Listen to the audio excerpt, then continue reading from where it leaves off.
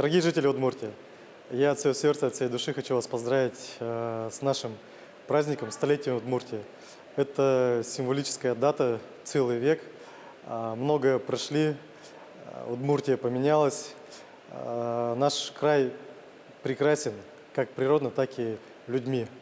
У нас достаточно много достижений в нашей республике в разных направлениях и промышленности. И самое главное, я бы хотел сказать, что у нас растут замечательные люди, кадры.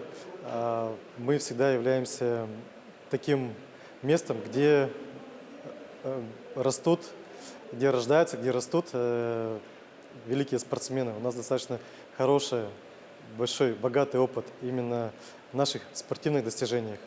Поэтому я очень люблю свою республику, свою родину, люблю людей, которые в ней живут.